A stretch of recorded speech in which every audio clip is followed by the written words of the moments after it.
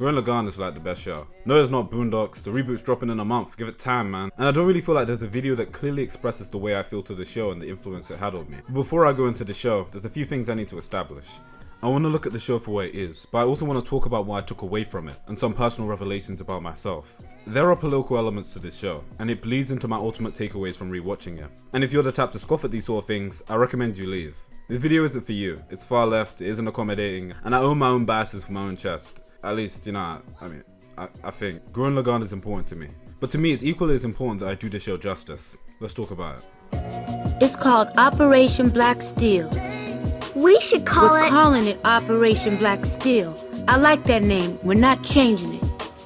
Thematically, Gurren Lagann is a heavily anti-authoritarian show. It is quite literally about revolutionaries. And that isn't some far-fetched forced exaggeration. The first half of the show is about uprising, rebellion, and the eventual revolution taking down a tyrannical fascist. Gurren Lagann literally translates to Scarlet Face. Daiguren literally means the Big Red Brigade. I mean, I don't know, I guess they wear the red stars for fun. Ooh, I mean, I don't know. The show is about revolution, and a refusal to be subservient to the status quo.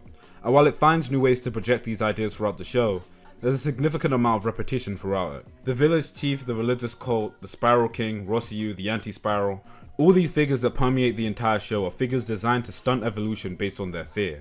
The chief fears the surface, the religious cult fears exceeding 50 people, Lord Genome fears humans coming to the surface, and mirroring his old chief, Rossiu fears exceeding 1 million people, ultimately culminating in the anti-spiral's fear of evolution. This permeating fear creates a stagnant social order, subjecting spiral lifeforms to oppression continually based on an overarching fear, something antithetical to human progression. Team Gurren, led by Kamina and Simone, stands in direct opposition to this, both directly and symbolically. The key mantra of Gurren Lagann is doing the impossible and piercing the heavens. This, in many ways, is an allegory for breaking limitations and smashing expectations. Simone is burdened by his fear and lack of confidence. Kamina is burdened by not being strong enough to go with his dad. And later on in the series, characters like Simone, Yoko, and even Kitan feel burdened by Kamina's death in their own unique ways.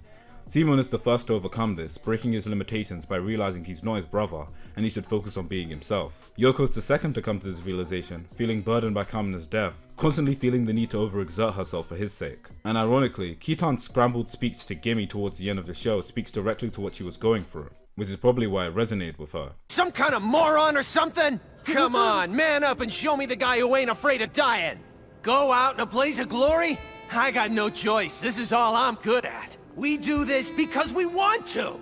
You gotta move forward no matter what, especially when you're scared. Oh, you know. Oh, man, I can't explain it right. Look, I'll just say this much. The reason Jorgen and Valenbo gave their lives to save you is because they wanted to. So there's no reason for you to feel like you owe them. Got it?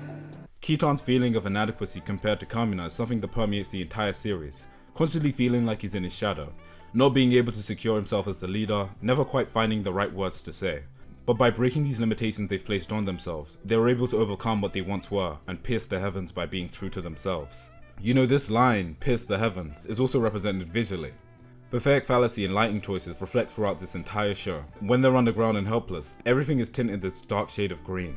When the ceiling breaks open and Kamina points up to the sky, he becomes that beacon of hope, shining down on Simone and the others. When Kamina's halfway dead in what's honest to God the greatest signing out death scene in animated history, inspiring Simone, Simone is the shining light, and Kamina is drowned in darkness, at death's door. The rain that follows continues to permeate through Simone's depression, and it's only when he meets Nia that the rain finally stops, and the light begins to shine again, ushering a new hope. There's so much iconography in the show like this, and it makes it evidently clear that this stuff was a clear artistic choice, and it genuinely does so much for the first episode. The first episode of Gurren Lagann is ironically probably the best episode of the show, and that's not to speak to the show being bad after that. It's just the show is so good, like it's insane. It perfectly captures what the show is about, and you can tell simply by the first episode whether you will like it or not. Kamina's incredible lines alongside his back and forth with Yoko, Simone's self-doubt all culminating in this incredible scream and the smile on the surface, and it's the sights. There's so much I could say, but we have to keep this video focused. A show about revolutionaries, fixated on progression, not being held down by social order. We're sick of being cooped up in this little town. It's the young who are gonna break out. Youth of this town, aim for the surface! The revolution has always been in the hands of the young. This is something that Huey P. Newton said, and it's something that I constantly think about in relation to this show. The early narration of the show speaks to a man yet to realize his destiny. Carmina's dad inspires Carmina to have the courage to leave the underground, so we're led to believe that Carmina is the one that the narrator is speaking of. In many ways, Carmina is played up as equally as important as Simone throughout the beginning of the show. But when he dies, it becomes clear that the story is about Simone, leading Team Daiguren to Teplin to defeat the Spiral King. After the time skip, times change. That's such a redundant sentence. What? While Rossio has lost sight of what Team Daiguren fought for, Simone equally doesn't understand the world he's created and refuses to move on. Listen, Gimme, I'm searching for Nia. This is an emergency. Back off. I won't! That's an order from your commander. Commander Simon, wait! Gimme, don't. No one can stop him when he's like this. I swear, I wish he'd hurry up and realize that times have changed. Maybe he doesn't want them to change. That's just him thinking of himself. Both characters ironically feeling shackled to their past, imitating figures that don't fit the current world. It contradicts the way of the Spiral, and it's a big factor into why Simon is consistently compared to Lord Genome in Season 2. He's established a new social order, but hasn't allowed it to change substantially. Not because he doesn't believe it should, but he himself can't be the one that does it. That's because Simon, inherently, isn't a great leader. Kitan's sister says it as clear as day. He's good at digging, Gurren Lagann, and fighting. That's it. And it's a huge factor into why he eventually leaves to become a traveler at the end of the show. Simon's fulfilled his purpose. Just like Carmina's purpose was to inspire people with his words, Kitan not to speak in the way of Carmina, but to be an even greater Spiral fighter than he ever was, and even Yoko to teach the next generation of children on the surface. His purpose was to pierce the heavens, and lay the groundwork for the people behind him to create their own tomorrow. And this is all symbolized in him handing down the cordial to Gimme, and refusing to bring back the dead. Simon, in every sense of the word, is the vanguard of the revolution. It's about progression. Revolution is in the hands of the young, and it's up to them to create their own future. And when you're no longer pushing things forward, it's time to pack things up and go. Leave it to the next generation. To limit them with your archaic perspective would be to do the world a disservice. You'd be no better than those that came before you. This, in part, has to do with dialectics, the underpinning of what Gurren Lagann is entirely about. In a spinning body, the axis of that body's rotation will always point in the same direction, even when forces apply to it. The so-called gyroscopic effect, one of the fundamental laws of the universe. It's so strange. Kazuki Nakashima is the head writer of Gurren Lagann. He wrote every episode in both movies, but originally he didn't actually get a start in animation. He was trained as a playwright. Why is this important? Alright man, give me 1 sec. One of the most important playwriting books of the 20th century was a book called The Art of Dramatic Writing by Lajos Igri. I mean, to be honest, I don't really know if I said that name right, but you know what I mean. In it, Lajos Igri speaks about the dialectical approach. As Igri describes, a thesis is presented, a contradiction is found, and there's a counter, antithesis, that is presented in response. Then, there is a resolution of the contradiction, and we have synthesis. This is the dialectical method. Some philosophers describe the way a dialectic manifests itself as helical, always turning and never returning to its original form. Because if it was circular, we'd be traveling in circles. Kazuki Nakashima took influence from this book, but also was seemingly fascinated with the concept of dialectics generally. This is evidence in all of his shows, but especially Gurren Lagann. It goes without saying, but Lajos Igri's playwriting book took heavy influence from Hegel, and by extension, Marxism. And the inspiration is as clear as day. It's Hegel! Oh, I'm an idiot. Hegel speaks on this exact concept. Hegel constantly makes reference to the concept of spirals within his work, and both Marx and Hegel's dialectics happens in the form of a helix. History travels in spirals, not circles. If that sounds familiar, it should. Gurren Lagann's primary source of power is called spiral power. The primary antagonist of the series is called the anti-spiral. The show explains that people that have access to spiral power are individuals with a helix genetic structure. Expanding off that point, it's why Simon's primary weapon is a core drill. The drill in itself is supposed to represent the spiral. It's quite literally a symbol of the dialectic process. History doesn't repeat itself, we are constantly pushing forward. This isn't a reach either, these are things clearly explained in the show. Even the very cells in our bodies are constantly dying and being reproduced. Scientifically, we constantly evolve, and we're never the same as we once were with each second. And that's just Hegel. Again, if we were to relate the show to Marx's dialectics for a second, the show is about revolution, uprising, and rebelling against an authority that refuses to allow the world to move forward. The thesis of the show is the social order based on fear. The antithesis is the spiral rejection of the social order. and the synthesis is the progression of the characters in each respective area. And when post-time skipped, Simon isn't pushing things forward for the next generation, he's rightfully scolded for becoming just like the Spiral King. He becomes the new Thesis. And that's not justifying what Rossi or the Anti-Spiral does either, because both actions are wholly based on fear. But thesis and antithesis are based on contradictions and struggle, and therefore regardless of the resolution, a synthesis is formed. And in the case of Gurren Lagann, that synthesis is Rossi learning to not give in to his fears, and Simon overcoming the Anti-Spiral in order to allow the next generation to create their own future from the hole he's dug, and with that, successfully becoming the vanguard of the revolution. Even Gurren Lagann in itself is an example of Hegelian dialectics at work. Every Gunyan unionizing with Lagann was originally an enemy gunman, an antithesis, with the result of each conflict being a new ally or being combined with Lagann. Gurren Lagann is filled to the brim with dialectical philosophy from Hegel. The Team Gurren philosophy speaks directly to it. Kick logic out and do the impossible. When Kamen is looking at the giant gunman that would eventually become Gurren, he doesn't see it as a rampaging war machine. He sees it for what it could be while everybody else calls him crazy. Hell, even when Simon finds Lagann, despite his confidence problem, he's able to see it as a tool to defeat the giant gunman destroying the village. Hegel rejects the idea that A equals B and B equals C, because by the time you've even understood A, it's become A1. It's become something entirely different, because Hegel argues there's no point in looking at people and things as stable objects, but instead to look at things as an occurrence.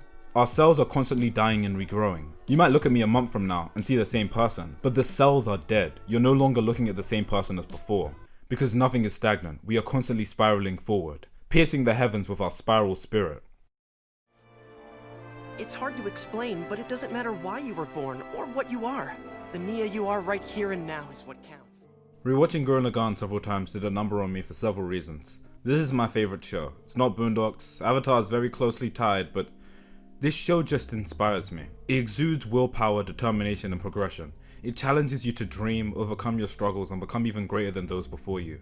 I didn't cover it much here, but I love the way this series depicts masculinity. I think there's some problems with how they depict some women outside Yoko, but Kamena's idea of masculinity is inherently very immature, and it's ultimately eventually what leads to his death when nobody is there to justify his bravado. Look man, like, I love Kamena, but he's almost like a parody of masculinity. Simon takes the positive aspects of Kamena's personality, but rejects all the immature stuff. He doesn't chase after women in bathhouses or act brash for the sake of it, and even when he does, he's punished for it, proving that not even his idea of masculinity is perfect. Gimmy's able to have restraint and given the right lessons from the characters within the show to not be as toxic, lecherous, and brash when heading into situations. It's really cool. You know, also really like, this is I'm not sure if it's a hot take or whatever, but like, I really like Rossio. He's a believable character that I understand, really adds an interesting dynamic to the show in season 2. His conflict with Simon is fascinating, especially since he's the one that took Kamena's place in Gurren. Nia is a character that I'm not, like, crazy about, but I think she works for what the show is trying to evoke. In both seasons, her destiny is laid out before her, but she chooses to fight against it both times, refusing to be a ragdoll and ultimately refusing to succumb to the anti-spiral. I like Leroy and how he illustrates that there's more than one way to be a man. I like the twins. I like the cannibal nigga. I know some people are like, oh no, his name's Archimbo. No, cannibal nigga. This nigga, I mean, he never really helps anybody in the show. He just kind of gets them in trouble, but survives to the very end. Look, shout out to him, man. I really like him, honestly. I love the way this show animates, switching styles on a dime to emphasize moments that are comedic, whimsical, serious, dramatic, etc. I could go on and on and on. Like, you know how weird it is? Why does Daiguren look like a nigga with his dick out? I can't make this stuff up. Show's really good. And it's because this show is such a beautiful mix of empowering ideas, overcoming limitations, and so much more, is why I think it was so successful. A series founded on dialectic drills and finding contradictions in reality. It punches you in the face and reminds you to keep on digging. So don't give up. Don't give in to the status quo that reality is presented before you. Dream bigger. See life for what it could be, not what it currently is. And pierce the heavens with your spiral spirit. This has been Operation Black Steel. Stay real.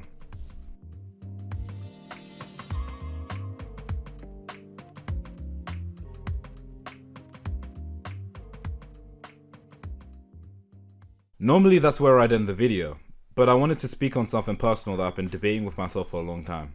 Socialism is something I really distanced myself from when I was a kid. This wasn't necessarily because I thought it was wrong, but because everybody tells you it's wrong and stupid. Friends, family, the media, whatever, it's too idealistic. The values seem to be things I actually co-signed, but to actively identify as one, I mean, it's kind of just asking for social isolation. Again, everybody thinks it's stupid. that surface of yours doesn't exist. Capitalism is something I was constantly told is just kind of a part of life. It's human nature. You know, look at animals. Competition, personal ownership, you know, regardless of how I feel through these terms now, are important in the eyes of many. Another fact of capitalism, which even some of its most courageous defenders would tell you, is it's eventually going to come to an end. Not just because of greed and the damage it perpetuates on a socio-economic level to marginalized groups and the disenfranchised, but the rate in which resources are being consumed will eventually lead it to coming to an end. You know, responsible or otherwise, capitalism will collapse on itself, and we're all gonna die. Again, that's just a part of life. It's just something I have to accept. But maybe if I can just live comfortable within it, then that won't really matter. By the time that happens, I'm probably gonna be dead. What's the point in dreaming of a surface? Yeah, our reality is dictated by violence and oppression, but all attempts to come to the surface are crushed externally, corrupted internally, or just don't work. It doesn't logically make any sense. Also, I've been taught. I spent a lot of my life running from this label, growing up in a conservative Christian home, holding on to every sliver of who I was and how I was raised. My dead parents believed in these things till their dying breath. The fear of being shunned by family, socially isolated from all my friends because of these beliefs. Homophobia, transphobia, misogyny, hierarchy, it's generally something taboo. You're not really supposed to discuss it. Not because these aren't things you believe, but you're afraid you'll lose everything you once had if you do. Why are you making money? I thought you hated capitalism. Get these ideas out of your head. There's nothing more to life than this. This is all life is, and all it will ever be. But I don't know. It wasn't long ago that segregation and redlining was a thing, or the Windrush scandal, but we overcame it.